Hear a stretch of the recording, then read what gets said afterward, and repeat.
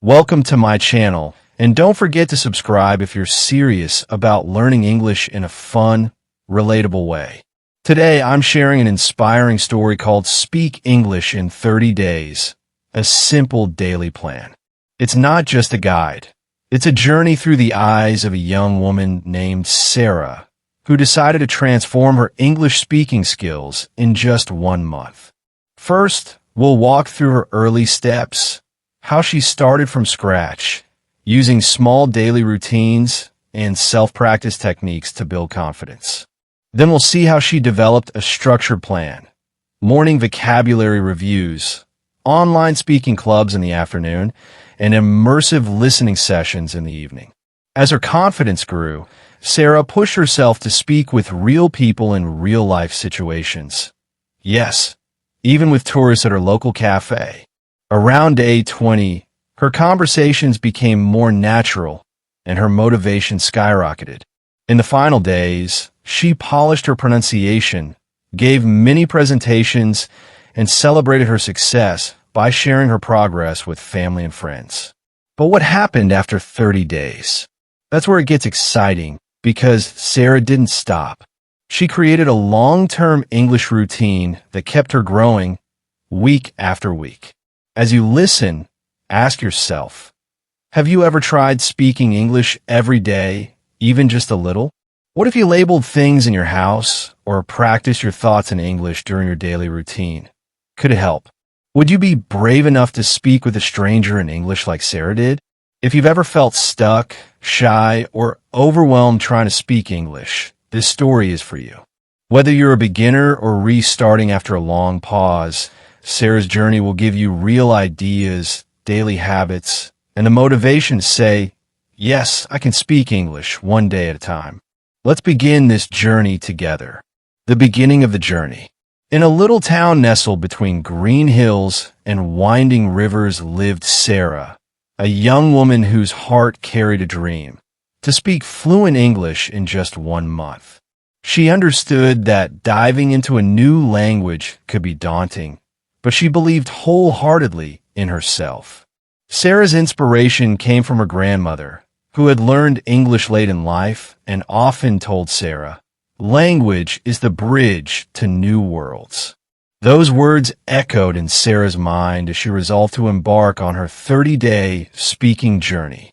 She set up a cozy study corner by her window, complete with a notebook, English to native dictionary, sticky notes in vibrant colors, and a small whiteboard. That sunny Monday became her day 1. Everything was fresh, the thrill of the unknown, the sound of new words, the way the notes stuck in her notebook. She started with simple phrases. Hello, how are you? What's your name? Nice to meet you. Rather than memorize, she spoke them out loud, letting the words roll off her tongue and feel them in her mouth. She recorded herself on her phone, listened back, and noticed both strengths and areas to improve, especially linking words smoothly. That afternoon, she watched a short English cartoon with subtitles, noting every phrase she recognized. At first, it was slow going, 1 sentence at a time, but she smiled when she realized she could pick out good morning and thank you frequently. Evenings were for reflection. Sara wrote in her language journal, not just the phrases she learned, but also her feelings about them. Was excited a good way to say how she felt when she discovered she could understand? I'm hungry. What about expressing frustration when she stumbled? She learned to write, I'm frustrated, with sincerity, and it dawned on her that learning emotional vocabulary was just as important as learning survival vocabulary. By the end of day 1, she had built a strong foundation. Simple sentences spoken out loud, emotional awareness documented, and exposure to real language through entertainment. This first day taught her an essential lesson. Consistency beats perfection. Written phrases were crisp on the page, but spoken ones needed practice. With a quiet urging of her grandmother's memory, Sara promised herself she would speak in English every day. No excuses. And so she ended day 1, leaning her head against fluffy pillows, whispering, tomorrow, I'll speak more. She didn't know it yet, but this gentle morning launched a life-changing rhythm, routines, and real progress. Day 10 arrived in a flash. Sarah's initial nervousness had given way to curiosity. Through 9 days of practice, she'd built a daily routine. Mornings dedicated to vocabulary, midday for conversational practice, evenings for listening and reflection. She structured her day to immerse in English for at least 2 hours, sometimes more if she felt excited and energetic. This is how she did it. Each morning she spent 20 minutes reviewing flashcards, focusing on practical themes like food and drink, directions, and daily chores. She used the sticky notes around her room to reinforce these words visually. Her bedpost read refresh and clean, while the kitchen fridge was labeled with fridge, cook, and eat. This visual vocabulary surrounded her, transforming her home into a live learning environment. Midday, she joined a free online speaking club. Over video chats, she met fellow English learners and practiced short dialogues. I like pizza became, I love Italian pizza because it's cheesy. She developed courage to ask questions like, could you repeat that? Or, what does that word mean? Phrases she once found intimidating. The first time she blurted out, can you help me with my pronunciation? She felt butterflies, but her partners responded with kindness. She realized all learners stumbled, and that learning together made the journey lighter. Evening routines involved watching 15-minute clips or podcasts in English without subtitles. She'd replay sections she didn't understand, pausing to note new words or expressions. A podcast about cooking taught her phrases like chop the onions and stir gently. A travel vlog introduced scenic view and hidden gem. Each clip painted a little mental picture and expanded her vocabulary naturally. Afterward, she spoke aloud, recounting the stories she watched, which boosted both her listening comprehension and her narrative skills. By day 10, Sara could carry simple conversations confidently, ordering a coffee, talking about her family, explaining her language goals. She typed up her daily journal in English now, no longer translating from her native tongue. The transformation felt real. Her notebook was gradually filled with sentences like, I visited my grandmother today, and she smiled when I spoke. The world was opening to her, one word at a time, and Sara was unstoppable. Real-life confidence. As summer sun warmed her town, day 20 found Sara stepping outside her comfort zone. She had practiced at home, online, and in front of her mirror, but real-life speaking was next. She decided to spend an afternoon at the local cafe, where she knew a couple of English-speaking tourists liked to stop by for coffee and cake. With a pounding heart, she approached them and said, hello, may I join you? Her voice shook, but the tourist smiled and invited her over warmly. She introduced herself. My name is Sara. I'm learning English. Then she asked questions. Where are you from? What do you like about Pakistan? And, to her delight, they asked her about Sindh, its culture, and landmarks. Her questions flowed more naturally than she expected. When she didn't understand everything, she asked, could you say that again, please? Or what does that mean? And if she needed help pronouncing Sindh, she smiled and said, apologies if I mispronounce. Their gentle feedback guided her. She spent nearly an hour in that conversation, discussing music preferences. Do you like folk music?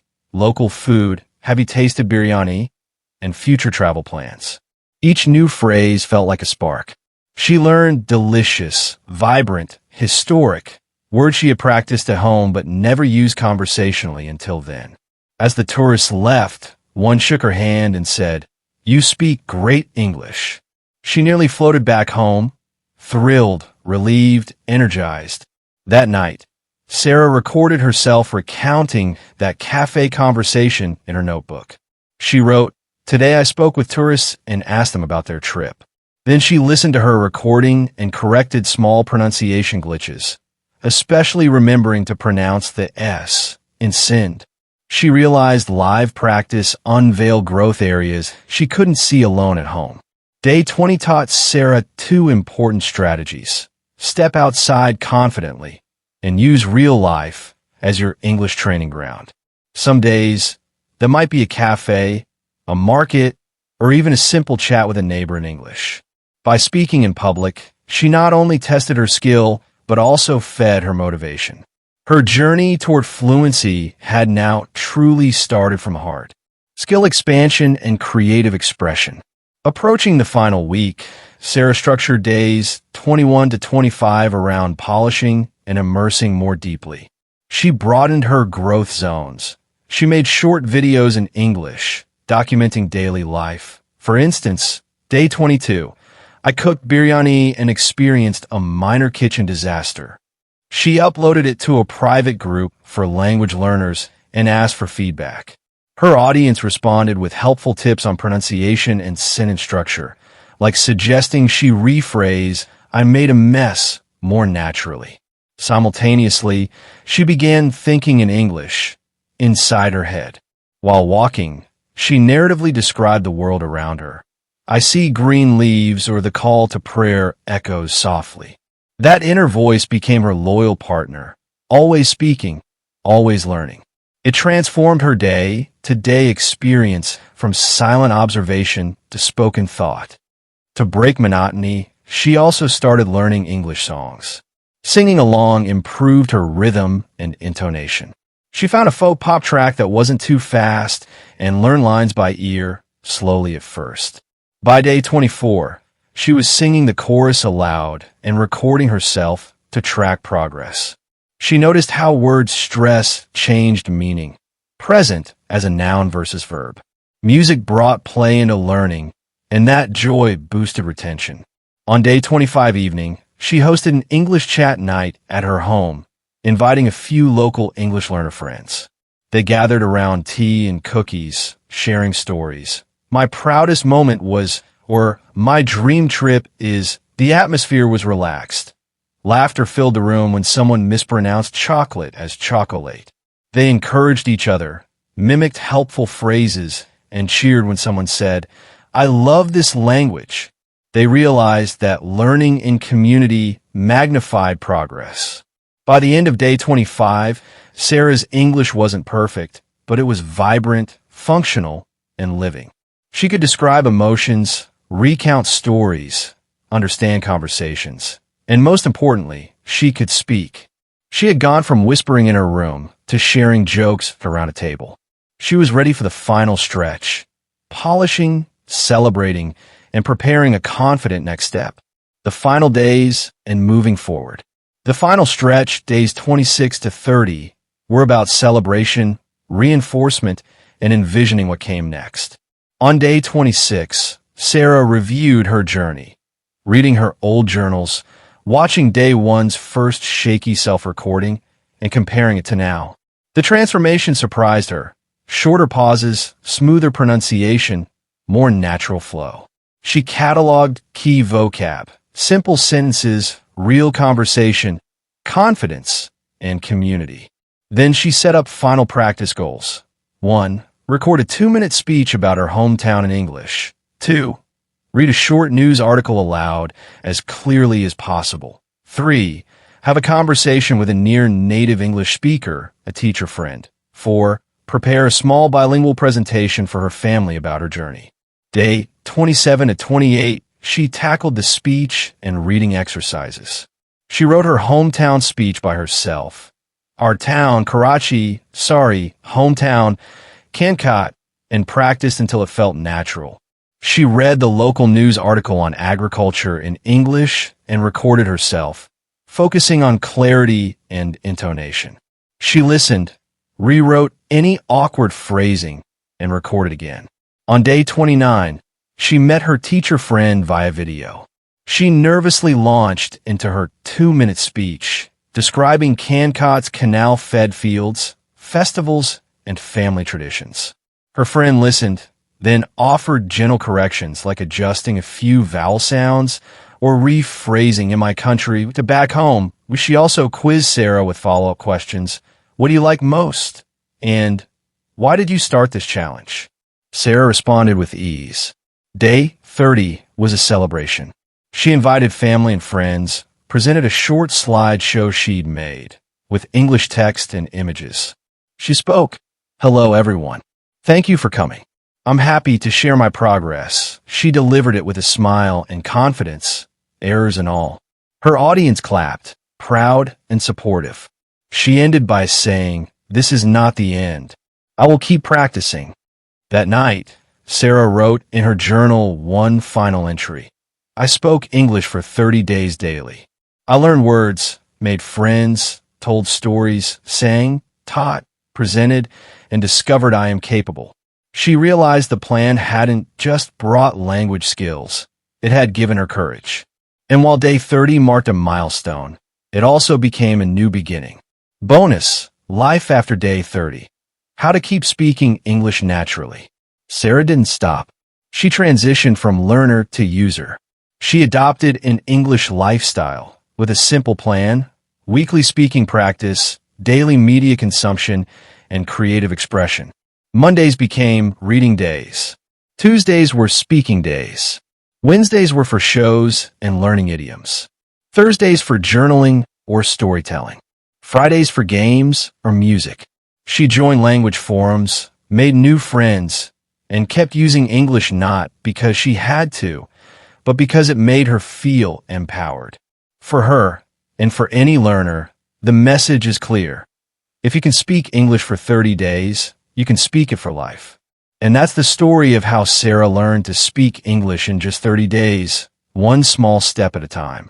Remember, fluency isn't about being perfect. It's about being consistent, curious, and brave enough to try. If she can do it, so can you. Start today, speak a little every day, and celebrate your progress along the way. If this story inspired you, leave a comment below. What's your day one going to look like? Don't forget to like, share, and subscribe to the channel for more real-life stories, English tips, and daily speaking challenges. See you in the next video. Until then, keep speaking, keep smiling, and keep growing.